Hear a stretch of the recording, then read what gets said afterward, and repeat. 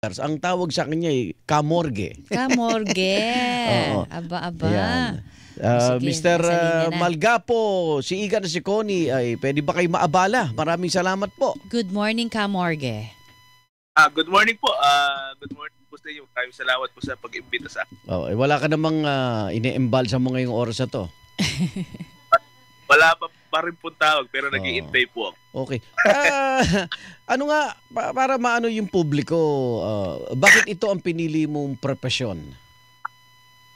Kasi po ang punerarya, talagang family business namin. Okay. Nag-start pa po siya sa lolo ko. Kaya ayun, kumbaga parang yung linya para sa akin. Talagang minahal ko po yung trabaho na to. Oo, pero ibig sabihin, bata ka pa lang, sanay ka nang makakita ng ine-embalsa mo, ganon?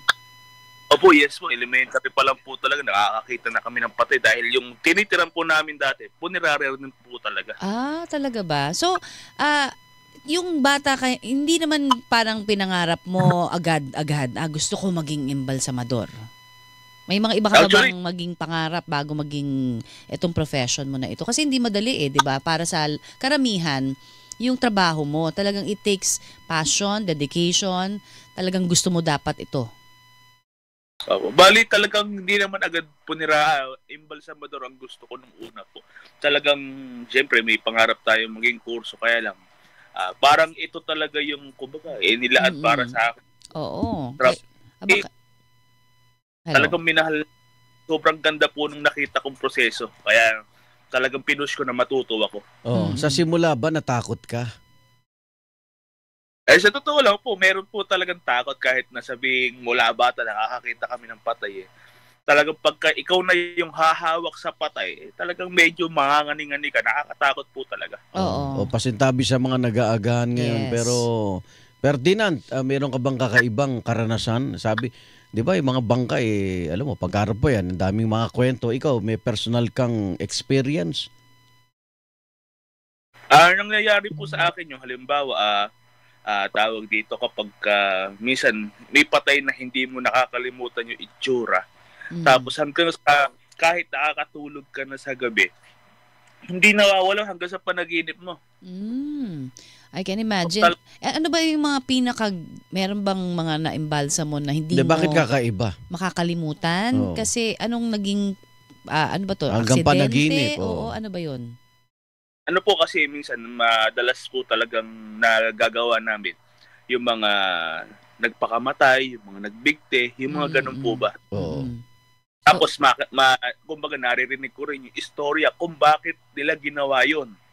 Kaya talagang agad nawawala sa isip po namin, talagang hindi agad nakakalimutan. Hindi po katulad nung namatay sa karaniwang sakit, pagkatapos embalsamuhin halos pati mukha hindi na namin maalala pagkatapos sa pagkatapos. Nakakailan ho ba kayong embalsa mo? Yung pinakamarami ninyo sa isang araw? Siguro po halos umabot ng 9 na patay. Ganon. Habang nag-embalsa ko medyo minsan gumalaw. Ano ba? Naku, Diyos ko. May muscle kasi ang patay. Di ba nag-a-adjust pa yung mga muscle? Totoo po yan. Lalo na't yung mga karaniwan po nangyayari yan sa mga patay na inaatake sa puso. Bakit? Kasi po yung parang hindi katulad nung ibang patay na parang yung kumbaga parang malabsan yung katawan niya. Hindi katulad sa inatake sa puso. Parang fresh na fresh yung katawan niya. Kaya kapag pinasukan ng formalin, kahit na may sign na patay na siya, nagagalawan yung mga daliri. Pero alam mo na yun na hindi na siya buhay pa. Opo, kasi nakikita naman po namin yung mga sign na patay na, kaya talagang sigurado kami na wala ng buhay. Kaya lang, nakakatakot. Dahil bigla mo makikita na gumagalaw yung mga daliri. Oo nga naman. May kasama ka ba pag nag-iembalsa mo o ikaw lang minsan mag-isa? Minsan po ako mag-isa talaga. Pero may helper po ako. Kaya lang, nag-aaral pa po kasi yun. Kaya pag kami lang talaga nagbabalsa mo mag-isa. Maganda ba ang kita ng isang embalsamador? Actually po dito kasi sa probinsya namin, ang bayad po sa amin per patay. Hindi monthly. Kaya talagang kapag maraming patay, doon kami maraming nagiging kita. Ganun po ang sistema. Magkano ang per patay? Depende po yan. Isa kasi depende po sa... Pero ang minimum po talaga, 2,000 o 2,500. Oo. Pero ang question lang, di ba, syempre kailangan minsan lagyan talaga ng formalin. Wala na bang ibang paraan ngayon na makabago para hindi mga moy o maagnas agad? Ano ba ang mga latest sa pag-embalsa mo ngayon? Teknolohiya. Actually, wala pa po Wala talagang pa talaga. talagang formalin lang. Kumbaga po sa pagkain, asin. Ganun pa rin. Okay. Saan probinsya nyo, Kamorge? Agapan, Nueva Ecija po kami. Agapan na. At yung trabaho mo, may napagtapos ka na ba? Mga anak mo? Ay, bali, wala pa po akong anak. Bali, 2 taon pa lang po kaming kasal, asawa ko. Oy, buti, asawa mo, nung lamang embalsamador ka, first love ba? Ay, natawa. Ha? Nung nanligaw ka ba, nagpakilala kang embalsamador ako, mahal. Oh.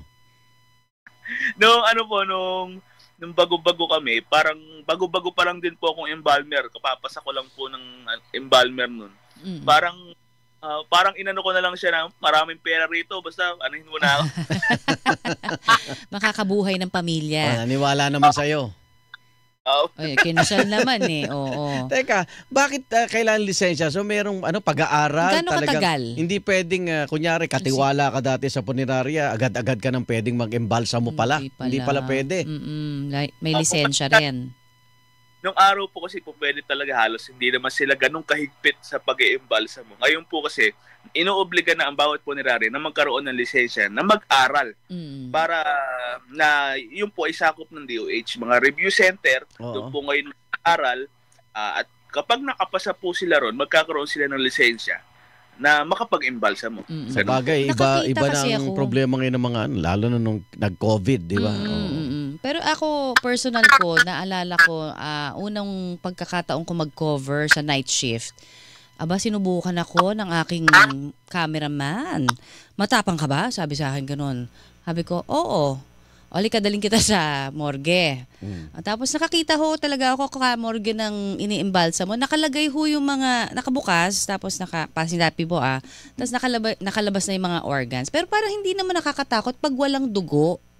Hindi ko in-expect na para mas pag nakakakita ako ng aksidente na may dugo, doon pa ako medyo parang natatakot. Pero nung nakita ko na naayos na nakabukas pa rin yung kanyang tiyan pero nakalabas po yung mga organs at walang dugo, parang hindi siya ganun nakakatakot. Parang public market na. Hindi naman. Ay, wala lang, parang hindi ko lang in-expect. Akala ko takot na takot ako. So tama ba yung pag walang dugo? Bawas ang takot? Kamorge? Opo. Hello po. Go ahead. Sige po. Kasi po minsan ang talagang kinatatakutan lang ng tao, dugo. May tao talaga na parang halos ayaw makita ng dugo. Kaya kahit na sabihin mo, ang nakakatakot naman po, pag nakita nyo habang ini-embalsa mo, yung mga tinutusok, parang kawawa po sa paningin ng tao, yung patay. Yun lang naman po. Pero yung makakita kasi ng internal organs ng isang patay, ano po siya, parang nakakita ka lang ng internal ng sa hayop. Parang ganun. Pag walang dugo. Pero ngayon, di ba parang dinidrain muna? Tama ba? Bago embalsamahin? May procedure po na sabay. Pwedeng sabay. Pinapasok ng formalin, tumatapon naman yung dugo. O pwedeng una po yung formalin, bago yung dugo. Okay, dun sa iyong ginawang workshop ba to? So, araw lang ba ito o buwan? Yung pag-aaral? Ay, yung pag-aaral naman po, halos umaabot po ng 4 na buwan. 4 na buwan. Yung 2 buwan po, yun yung pinaka-review po namin. Kumbaga, may libro po kaming inaaral. Ngayon, sa 3rd month, na po yun, exam na po yun sa DOH. Ano ang pinakamahirap na i-embalsa mo? Anong kaso? Sabi nung iba, lunod kaysa sunog. Ano bang kwento mo, Ferdinand? Kung kagaya po sa sinabi ninyo, kung yung lunod ay halimbawa, 1 oras lang, nalunod siya after ng 1 oras na embalsa mo agad. Pa po yun ang mahirap po yung nababad sa tubig ng 24 oras mahigit. Doon na po, bloated na. yun na po yung patay na nagiging bloated, yung hinahangin ni katawan. Kaya kumbaga nasa stage na po siya ng decomposition. Aha. Ayun ang, ano yung sunog, mas mahirap din yun. Actually, mahirap din po talaga ang sunog. Kaya lang, kung talagang sunog na po ang isang katawan ng isang, silyado na po ang ginagawa natin doon. Wala na talagang viewing na nangyayari. Okay. Ito, naging problema sa iba, no? Ano ba talaga? Tatanggalin ba yung mga laman loob o intact yun? Kasi nagrereklamo ibang kamag-anak. Parang ang nangyayari, baka ibinebenta naman daw, di ba? Mr. Ano ba? Kailangan ba may approval ng ano yun? Parang relatives? autopsy ata yung tinatanggal. Ano ba? Ganun pa rin ba? Sa karaniwang pag-iimbalsa mo po talaga, hindi itatanggal ang internal organs. Bawal po yan. Ang tanging tinatanggal lang po, dugo. Ayun. So yung nakita ko siguro, yun ay, yung, ang tawag mo doon, yung autopsy. Autopsy. Kasi, yun yung hindi ko, hanggang ngayon hindi ko makalimutan. Kasi yung pag-aalis ng minsan, di ba, hahanapin mo, asa na yung liver, asa na yung kidney, kasi gusto mga bentahan ngayon. Yes. Pati yung sa mata nga, no? So, bawal talaga yun, no, Mr. Ferdinand? Opo, yes po. Pero sa autopsy naman po, tinatanggal po lahat yun, saka yung mismong brain ng isang patay, pero ibinabalik po lahat. Uli yun. Binabalik ulit, oo. So, sa mga yung mga nagtatanong, kasi minsan parang gusto namin, pag inimbalsa mo, parang mukhang natutulog lang. Di ba? Yung parang gano'n. Kasi, lagyan mo unan. paano kasi minsan may mga gano'n demands, di ba? Oo nga, may mga gano'n ba? Iba naman kasi nagme-makeup Iba yung nagme-makeup. Pero ibig sabihin, syempre yung yung itsura pa lang may sa mga nagbabantay. Sa kanila kasi, i-delay lang yung decomposition para mapaglamayan ng ilang araw. Oo.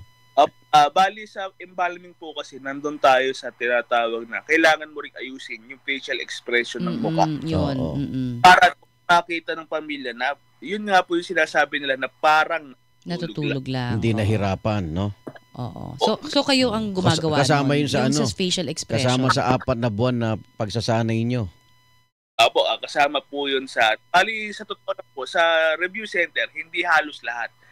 Matututunan yun sa mga embalmer na pinag-helperan. Okay. So, experience na lang nila. Ito, si 1418, pwede daw mag-request. Kapag alam mo bang namatay yung korap, i-chop-chop mo. Ano ba yan? Galit talaga ang tao. Galit talaga, oo. Wag naman. Okay, huling tanong na lang namin. Baka ikaw abala pa. Undas ngayon. Paano magmahal ang isang embalsamador? Wow, ganda ng tanong mo, ha? Naman, laging ganun. Pagmamahal po ba sa trabaho, sa tao? Ano po bang... Doon muna sa trabaho. Paano magmahal ang isang embalsamador?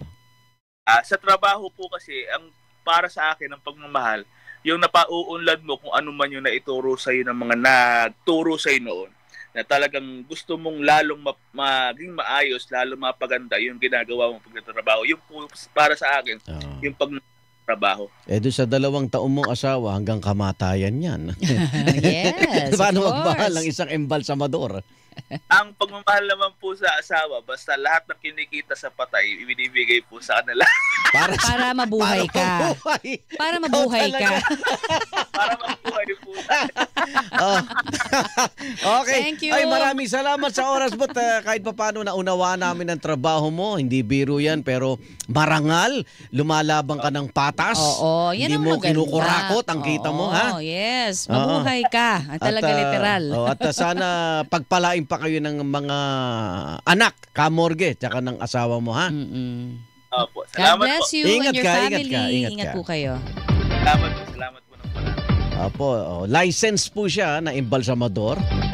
Mabuhay kayo Ginoong ng Ferdinand Malgapo literal. Jr. Ha? Mabuhay ng literal.